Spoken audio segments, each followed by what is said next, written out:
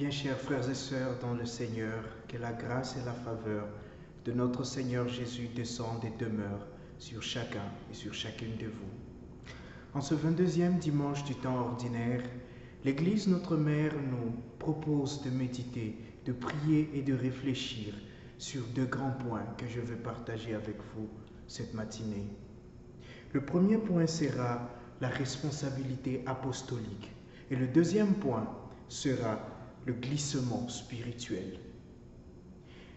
Notre Père, Dieu le Seigneur, il a séduit chacun de nous. Comme Jérémie, nous avons été séduits, nous avons été appelés, nous avons été approchés par le Seigneur et nous nous sommes laissés séduire. Le fait que nous ayons accepté Dieu, le fait que nous ayons accepté le baptême, le fait que nous nous soyons laissés guider par l'Esprit, signifie que nous nous sommes laissés séduire, que nous avons laissé le Seigneur prendre possession de notre vie, que nous avons laissé le Seigneur demeurer dans notre vie, construire sa maison dans notre vie. Et lorsque le Seigneur demeure dans notre vie, le Seigneur va jusque dans nos os. C'est comme ça que le Seigneur est entré jusque dans notre gêne, jusque dans notre moelle épinière, prenant possession de nous, faisant de nous sa demeure, faisant de nous son temple.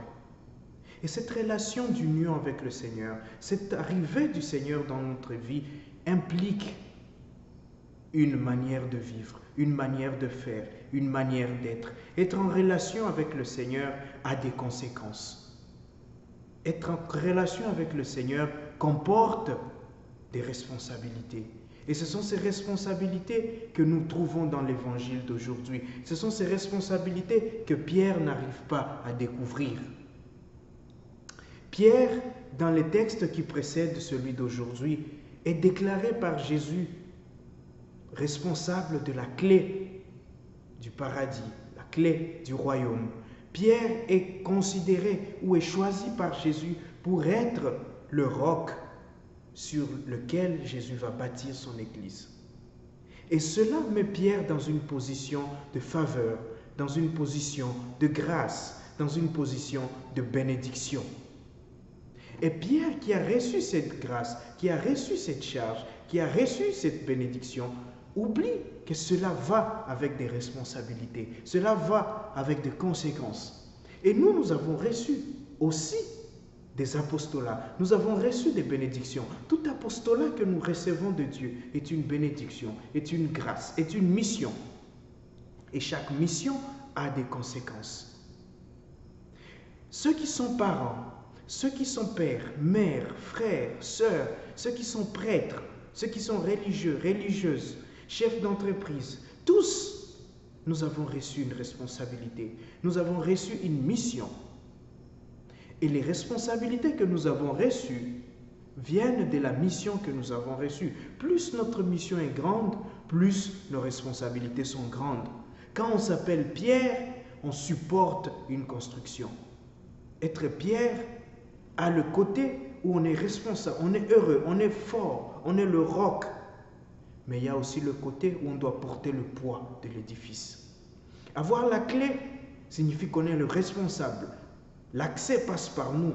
Ceux qui veulent entrer passent par nous. Nous avons la clé. Mais nous ne devons pas oublier que posséder la clé, c'est avoir la responsabilité de veiller sur la porte. C'est avoir la responsabilité de ne pas dormir, d'être prêt à ouvrir chaque fois qu'il y a quelqu'un qui veut entrer. Et nous avons reçu des responsabilités. Être baptisé, c'est recevoir la responsabilité d'être prophète, d'être roi et d'être témoin du Christ. Être parent, c'est recevoir la responsabilité de supporter le bruit des enfants, de supporter les caprices des enfants, de supporter les moments où les enfants sont durs, de supporter les cris des bébés, de supporter les méchancetés des adolescents, les pleurs, les injures des enfants quand ils sont adolescents, de supporter l'arrogance de ceux qui deviennent adultes. Quand on est mari ou on est femme, c'est de supporter cet homme-là, cette femme que Dieu m'a donnée, de supporter sa différence. C'est une personne différente de moi, c'est une personne qui pense autrement, c'est une personne qui ne veut pas être comme je suis. Le bonheur du mariage, cette envie qu'on a, cette joie qu'on a de se marier, va avec cette responsabilité de prendre cette personne, de supporter cette personne, de pardonner cette personne, de aider cette personne à devenir meilleure. Voilà la partie que nous oublions souvent. Voilà la partie que Pierre a oubliée et que Jésus va lui rappeler. Pourquoi? Parce que le malin va se glisser. Et là, c'est le glissement spirituel. Quand nous avons oublié nos responsabilités apostoliques, nous allons dans le glissement spirituel. Et Pierre, qui a été proclamé, a reçu des responsabilités, mais il a oublié ses responsabilités. Et le diable s'est glissé. Le diable a emporté Pierre dans cette gloire. Et Jésus, sachant cela, il va rappeler à Pierre: passe derrière moi, suis-moi, fais comme moi, imite-moi. Parce que moi, étant venu, ma responsabilité, si je dois entrer dans la gloire du Père, ma responsabilité, c'est de passer par ce chemin de la souffrance, ce chemin du délaissement, ce chemin du rejet, de la mort, pour que je ressuscite. Et Pierre, qui ne veut pas passer par ce chemin, qui ne veut pas que Jésus passe par ce chemin, n'a pas compris alors que être responsable, c'est passer par ce chemin aussi. Aller vers la gloire, c'est suivre le Christ et c'est prendre sa croix. Être parent, c'est prendre cette croix de ces enfants qui ne m'écoutent pas, de cette femme qui m'importune, de ce mari qui est infidèle. C'est prendre cette croix. Être enfant, c'est prendre cette croix de ces parents qui sont durs, de ces parents qui sont séparés, de ces parents qui sont divorcés, de ces parents qui m'ont abandonné. Être chrétien, c'est prendre cette responsabilité de témoigner du Christ, de subir les injures, de subir les humiliations, d'être rejeté, comme Jérémie. Il a subi les humiliations parce qu'il a pris cette responsabilité, parce qu'il s'est laissé séduire, parce qu'il a accepté que le Seigneur reste et demeure dans ses eaux. Mais c'est dur, c'est difficile, et c'est normal. On va me dire, vous allez nous dire, Père, c'est difficile, comment est-ce qu'on peut arriver à cela? Et oui, on peut y arriver. Et Saint Paul nous dit que nous pouvons y arriver si nous nous laissons transformés par le Christ, si nous nous laissons habiter par le Christ, si nous laissons la puissance du Christ jaillir de notre faiblesse, si nous laissons la puissance du Christ s'exprimer dans nos vies, s'exprimer dans nos faiblesses.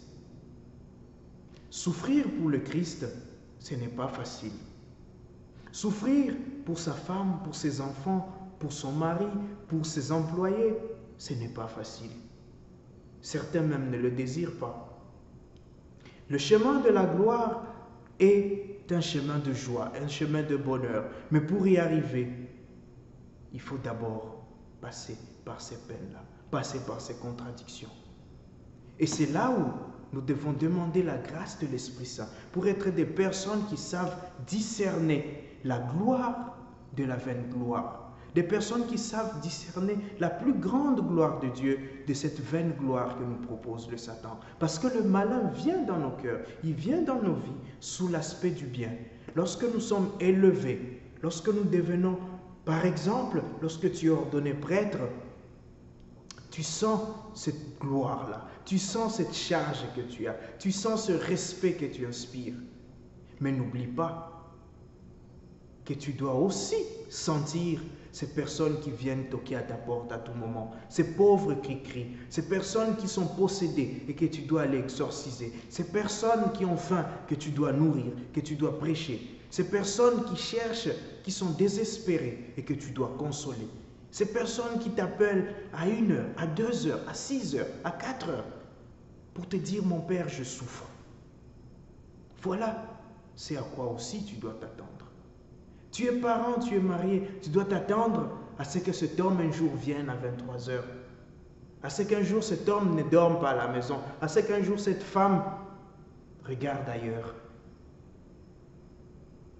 Et pour que tu t'en sortes, tu dois te confier au Seigneur. Tu dois confier toute ta vie au Seigneur. Tu dois faire comme Jésus. Marcher à sa suite.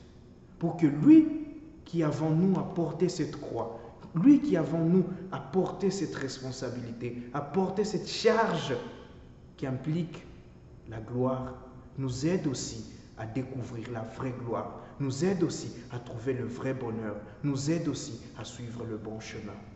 Que le Seigneur nous donne la grâce d'être vraiment des personnes de discernement, d'être des personnes d'intérieur, des personnes de profondeur, pour que nous puissions découvrir la beauté et la bonté de la joie de suivre le Seigneur, pour que nos cœurs puissent découvrir combien est beau le Seigneur, pour que nos cœurs puissent être enflammés par ce feu dévorant qui jaillit de notre cœur pour transformer le monde. Que le Seigneur nous en donne la grâce. Amen.